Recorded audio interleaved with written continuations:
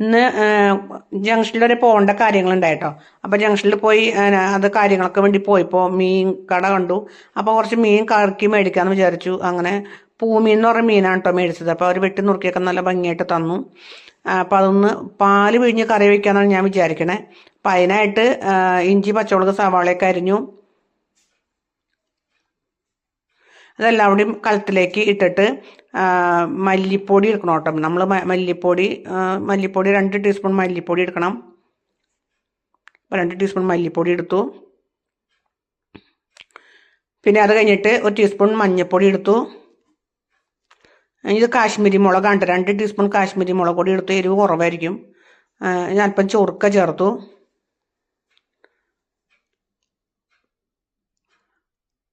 എന്നിട്ട് 2 ടീസ്പൂൺ വെളിച്ചെണ്ണ ചേർക്കണം കേട്ടോ.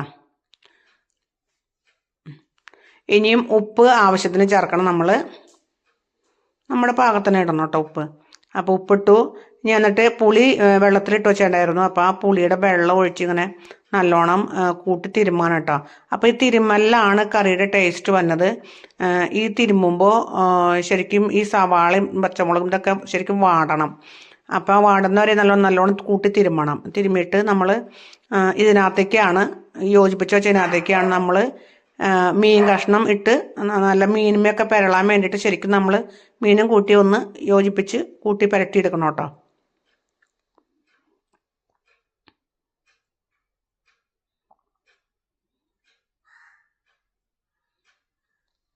നമ്മൾ കൂട്ടി പുരട്ടിയെടുത്തു. നമ്മൾ രണ്ടാം പാല് 2 പ്രാവശ്യം പിഴിഞ്ഞിട്ടുള്ളൂ കേട്ടോ. ആദ്യത്തെ പാല് മാറ്റി വെച്ചു. രണ്ടാം പാല് വെച്ച് നമ്മളത് അടുപ്പത്ത് വെച്ച് തീ കത്തിക്കാണ് കേട്ടോ.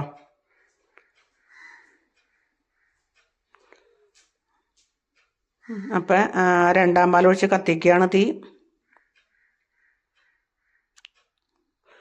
അപ്പം മീൻ കറി വെന്തിട്ടുണ്ട്. അതിപ്പോൾ ആദ്യത്തെ പാൽ കൂടി ഒഴിച്ച് ശരിക്കും തിളച്ച് മറിയാൻ ഇടവരരുത്. തള വരുമ്പോൾ നമ്മൾ തീ ഓഫ് ചെയ്യണം കേട്ടോ. തിളച്ച് മറിയരുത്. അതുപോലെ തന്നെ ഇത് ഇളക്കുമ്പോൾ നമ്മൾ ഒരു സൈഡിലേക്ക് തന്നെ കറി ഇളക്കണം. കൂട്ടി അങ്ങോട്ടും ഇങ്ങോട്ടൊക്കെ ആക്കരുത്. റിട്ടേൺ കറങ്ങരുത് നമ്മൾ കറി ഇളക്കുമ്പോൾ. അപ്പം ഇനി നമുക്ക് കറി വെന്തിട്ടുണ്ട്. നമ്മൾ ഇനി അതിനകത്ത് താളിച്ചൊഴിക്കാനായിട്ടുള്ള ചട്ടി അടുപ്പത്ത് വെച്ച് വെളിച്ചെണ്ണ ഒഴിച്ചു കൂട്ടാം. നമ്മളതിനകത്ത് കുറച്ച് കറിവേപ്പില ഇട്ടു.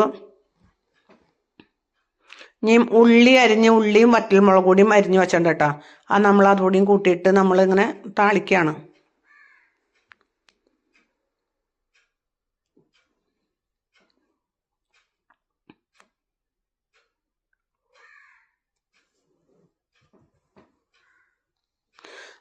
താളിച്ച് ഒരിതം കൈ കളറാവുമ്പോൾ ഇത്രക്ക് മുളക് പൊടി ഇട്ടിട്ട് കരിയരുത് കേട്ടോ. തീ ഓഫ് ചെയ്തിട്ട് വേണം മുളക് പൊടി ഇടാനായിട്ട്. അപ്പോൾ മുളക് പൊടി ഇട്ടിട്ട് നമ്മൾ വേഗം കറിയിലേക്ക് എടുത്ത് ഒഴിക്കണം. അല്ലെങ്കിൽ മുളക് പൊടി കരിഞ്ഞു പോകും. തീ ഓഫ് ചെയ്തിട്ട് വേണം മുളക് പൊടി ഇടാനായിട്ട് കേട്ടോ. അപ്പോൾ തേങ്ങാപ്പാലിൽ വെക്കുന്ന കറിയാണത്. നല്ല അടിപൊളി നല്ല ടേസ്റ്റുള്ള നല്ല കറിയാണ്. ഇപ്പോൾ ചോറിൻ്റെ കൂടെയോ ചപ്പാത്തിയുടെ കൂടെയോ എന്തിൻ്റെ കൂടെയോ കഴിക്കാം കേട്ടോ. അപ്പോൾ ഈ കറി എല്ലാവരും ട്രൈ ചെയ്ത് നോക്കണം കേട്ടോ.